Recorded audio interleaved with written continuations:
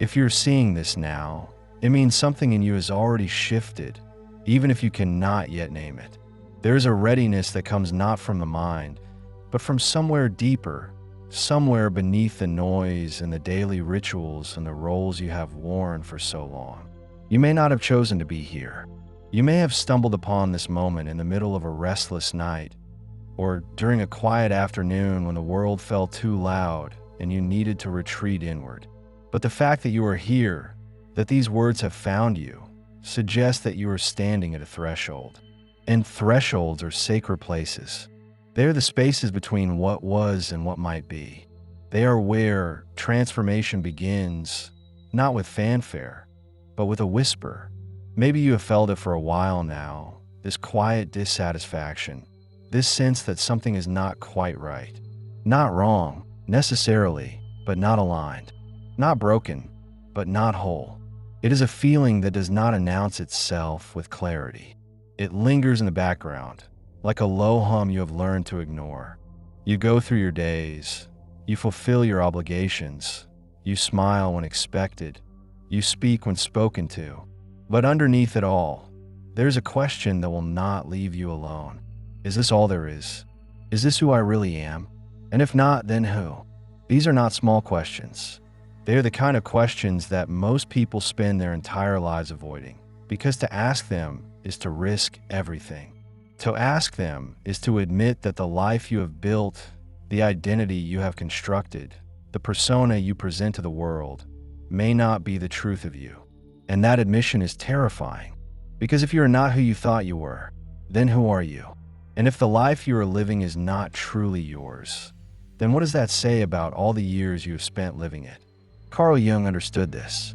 He understood that most of us live behind masks, behind what he called the persona, the social face we show to the world.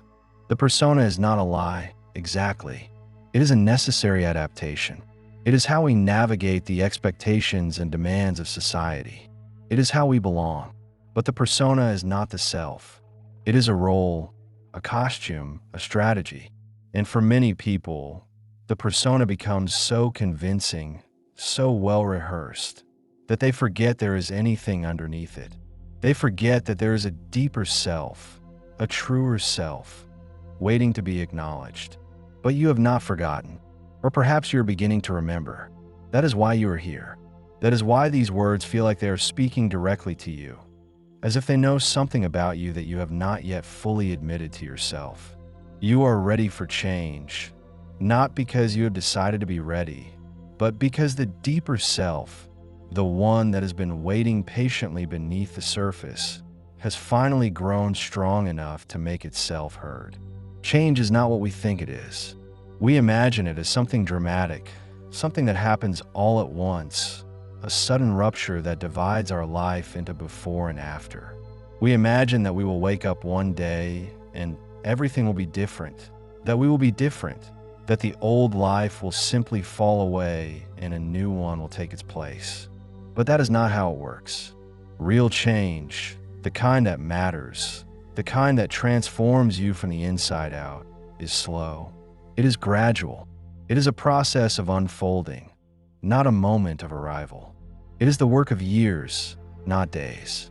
And it begins not with action, but with awareness. Awareness is the first step.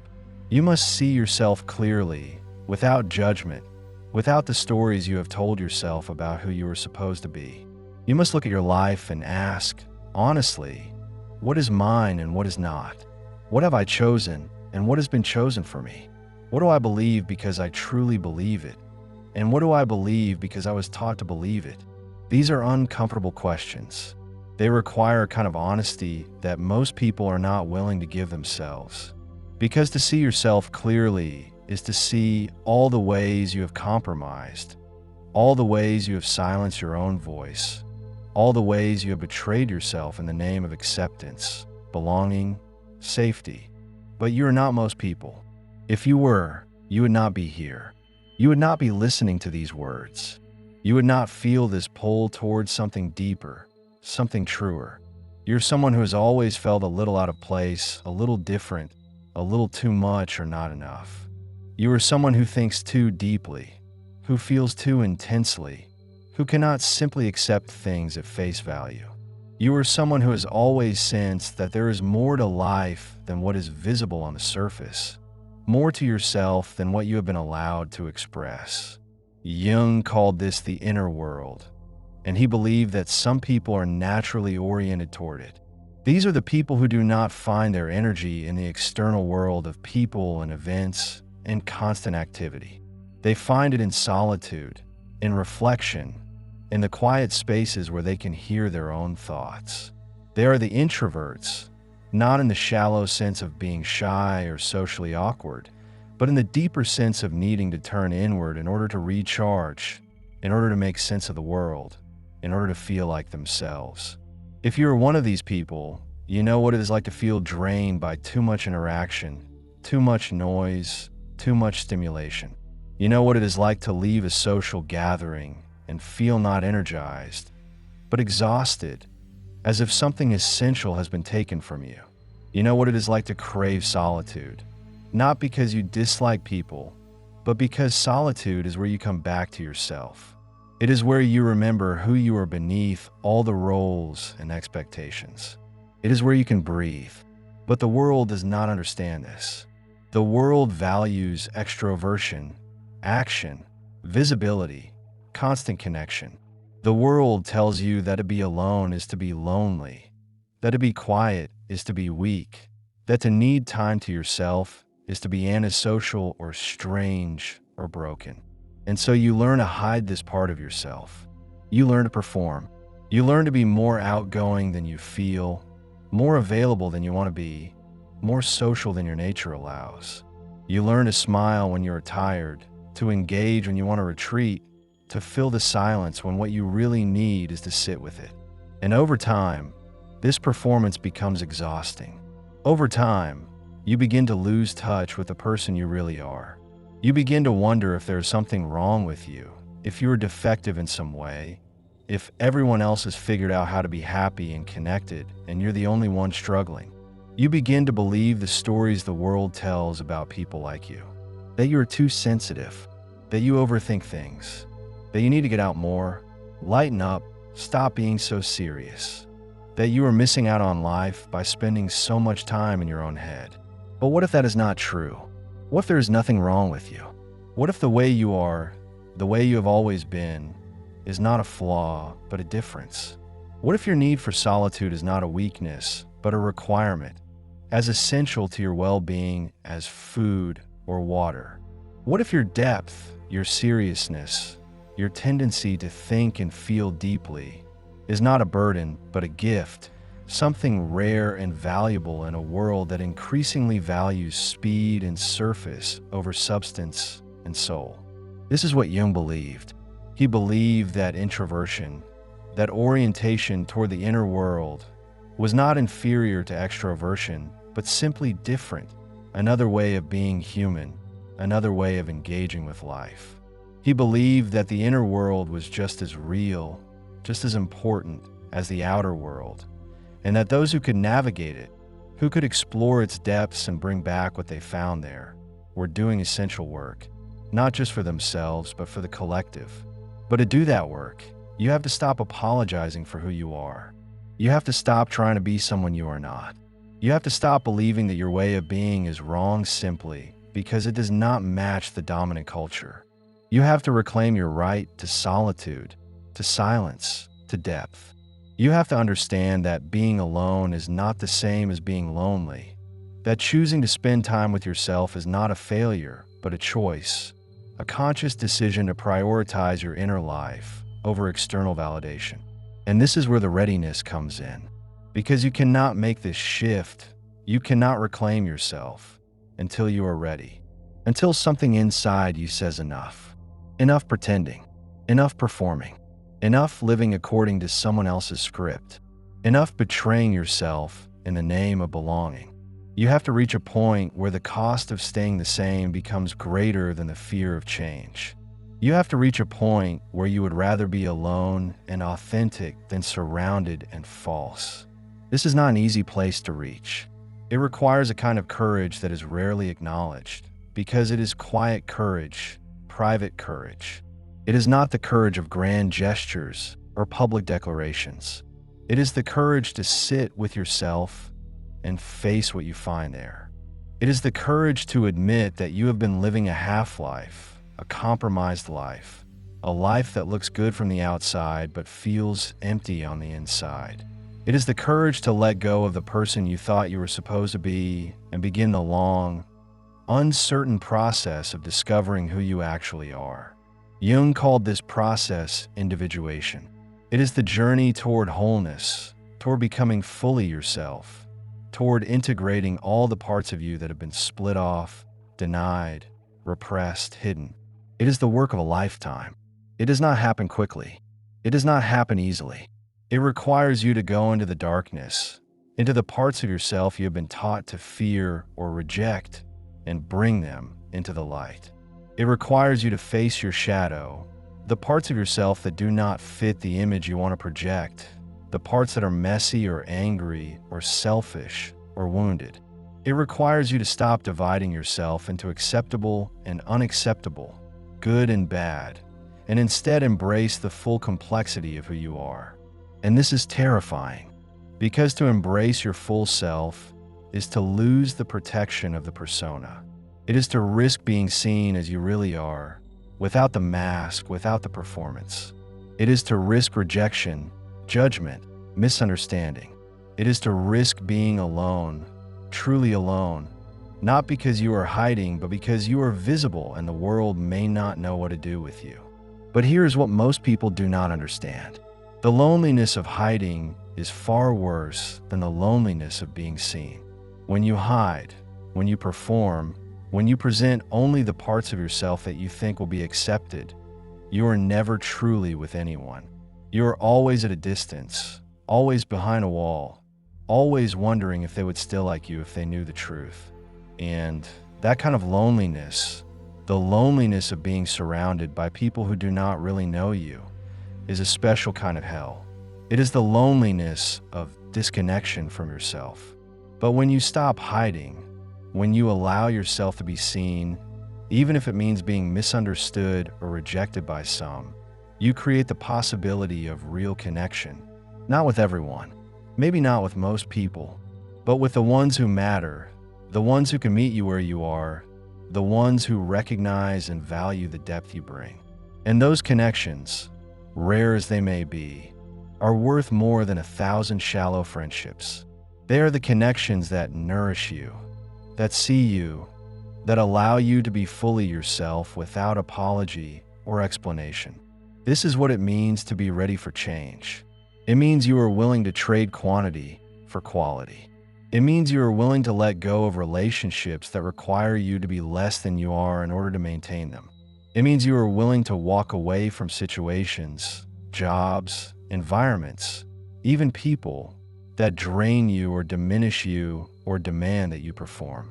It means you are willing to choose yourself, not in a selfish way, but in a sacred way, because you understand that you cannot give to others what you do not have yourself.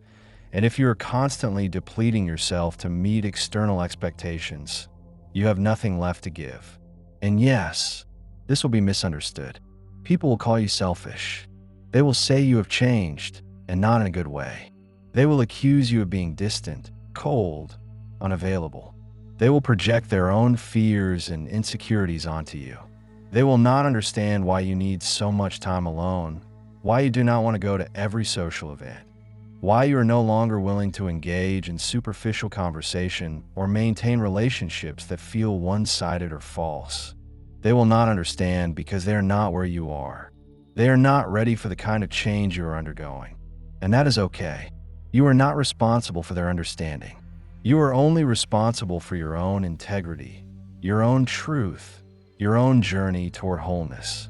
Jung understood that this path, the path of individuation, is not for everyone. Most people are content to live within the collective, to follow the rules, to stay within the lines, to never question too deeply or feel too much. And there is nothing wrong with that. It is a valid way to live, but it is not your way. You are someone who cannot help but question, who cannot help but feel, who cannot help but go deeper.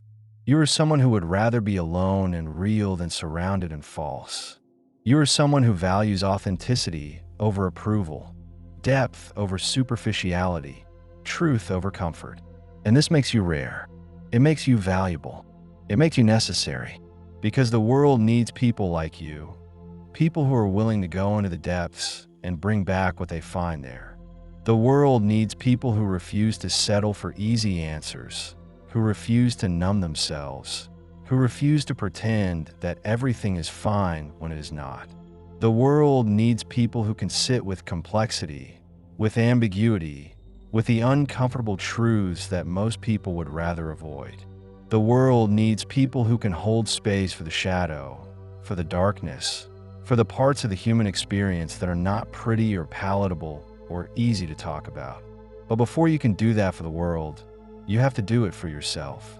You have to be willing to sit with your own complexity, your own ambiguity, your own uncomfortable truths.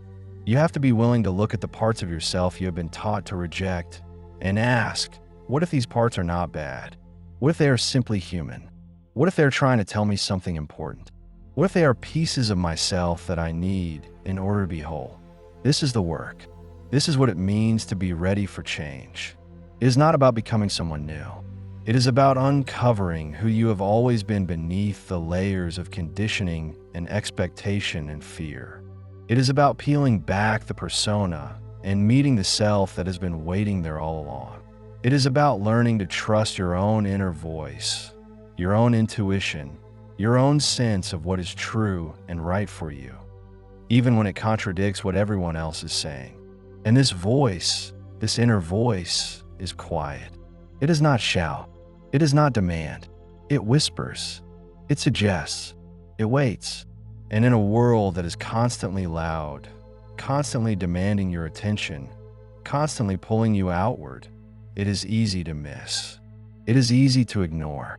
It is easy to drown out with busyness and distraction and the endless noise of other people's opinions and expectations. But if you are here, if you are reading these words, if you are feeling this pull towards something deeper, then you are already beginning to hear it. You are already beginning to listen. And the more you listen, the stronger it becomes. The more you honor it, the more clearly it speaks. The more you trust it, the more it guides you. This is the voice that knows what you need, even when you do not. This is the voice that knows when to rest, when to push, when to stay, when to leave. This is the voice that knows your truth, your path, your purpose. This is the voice that will lead you home to yourself if you let it. But letting it requires you to slow down. It requires you to create space. It requires you to step back from the constant demands of the external world and turn inward. It requires solitude, not as an escape, but as a practice, as a way of life. It requires you to see solitude not as something to be ashamed of or apologize for, but as something essential, something sacred, something that allows you to hear yourself think, feel yourself feel, know yourself truly. And in that solitude, you'll find things. You'll find grief for the years you spent hiding. You will find anger at the ways you were taught to betray yourself. You will find sadness for the connections you lost because you were not willing to keep pretending. You will find fear about what comes next, about who you will be without the persona, about whether you will be enough, whether you will be accepted, whether you will be loved. You will find all of this, and it will not be easy. It will not be comfortable. It will not be quick, but you will also find something else. You will find a quiet strength, a deep knowing, a sense of rightness that comes not from external validation, but from internal alignment. You will find that when you are living in accordance with your true self, even if that self is still unfolding, still uncertain, still finding its way, there's a peace that was not there before. Not the peace of having all the answers, but the peace of knowing you are finally asking the right questions. Not the peace of having arrived, but the peace of being on the right path. This is what Jung meant by individuation. It is not a destination. It is not something you achieve and then you are done. It is a process, a journey, a lifelong unfolding. It is the work of becoming who you are over and over again in deeper and deeper ways. It is the work of integrating the parts of yourself that have been split off, the work of healing the wounds that have kept you small, the work of reclaiming the power you gave away in the name of belonging. And it is lonely work at times because you cannot do it with a crowd. You cannot do it while performing. You cannot do it while trying to be what others need you to be. You can only do it in the quiet, in the solitude, in the space where you are alone with yourself and there is no one to impress, no one to please, no one to perform for. You can only do it when you are willing to face yourself, all of yourself, and say, "This is who I am, and this is enough." And maybe you're not there yet. Maybe you're still afraid. Maybe you're still holding on to the persona, still trying to make the old life work, still hoping that if you just try a little harder, if you just adjust a little more, if you just give a little more of yourself, it will finally feel right. And that is okay. There is no judgment here. There is no rush. Change happens when it happens, not when you decide it should happen. Readiness comes when it comes, not when you force it. But if you are here, if you're feeling this pull, if these words are landing somewhere deep inside you, then something has already begun. The seed has already been planted. The process has already started. You are already changing, even if you cannot see it yet, even if it does not feel like change, even if you are still living the same life, going through the same motions, wearing the same mask. Something underneath is shifting. Something is waking up. Something is ready. And that something is you. Not the you that you have been pretending to be. Not the you that you think you are supposed to be. But the you that has always been there, waiting, watching, hoping that one day you will be ready to see it, to claim it, to live it. That you is not broken. That you is not wrong. That you is not too much or not enough. That you is exactly what it needs to be, exactly what it has always been, exactly what it will continue to become as you allow it the space and the time and the grace to unfold. So if you're seeing this now, if you are here in this moment, reading these words, feeling this resonance, know that it is not an accident. Know that you are exactly where you need to be. Know that the readiness you feel, however faint, however uncertain, is real. It is valid. It is the beginning of something that will change your life, not in the loud, dramatic way the world celebrates, but in the quiet, profound way that actually matters. It will change how you see yourself. It will change how you move through the world. It will change what you are willing to accept and what you are no longer willing to tolerate. It will change everything, slowly, gently, inevitably. And you do not have to have it all figured out. You do not have to know where this is going or what it will look like or who you will be on the other side. You just have to be willing to take the next step, whatever that step is for you. Maybe it is setting a boundary.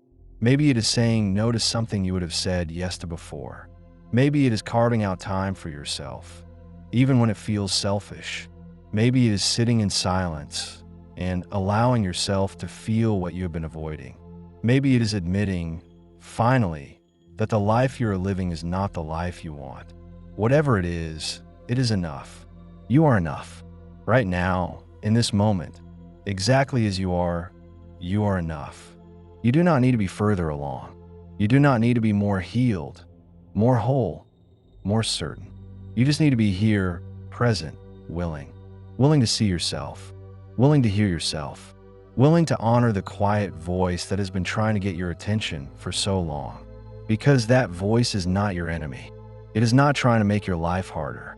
It is not trying to isolate you or make you suffer. It is trying to save you. It is trying to bring you back to yourself. It is trying to remind you that you are more than the roles you play, more than the expectations you meet, more than the persona you present. You are a whole person, a complex person, a person with depths and shadows and light and darkness, and all the messy, beautiful contradictions that make you human. And you deserve to live as that whole person. You deserve to stop hiding. You deserve to stop performing. You deserve to stop betraying yourself in the name of acceptance.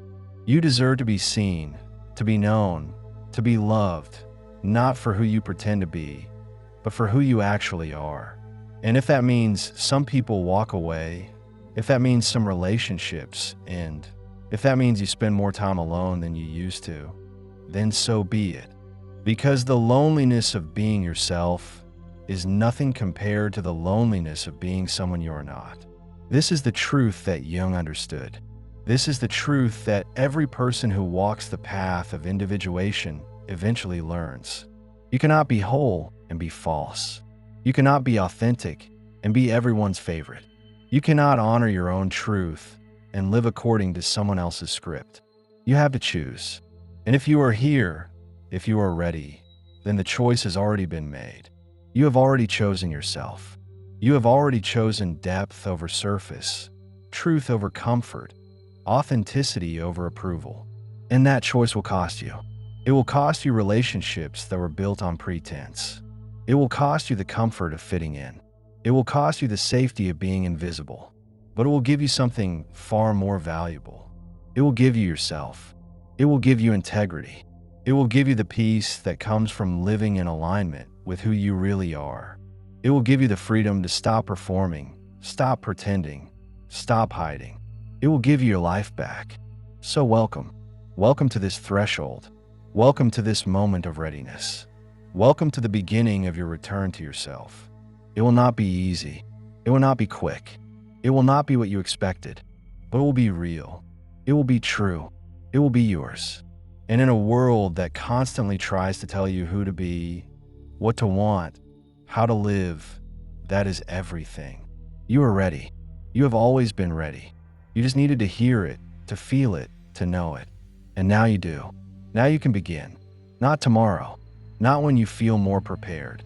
Not when the conditions are perfect. Now. Right now. In this moment. With all your uncertainty and all your fear and all your doubt. You can begin. You can take the first step. You can choose yourself. You can honor the quiet voice. You can trust the process. You can walk the path.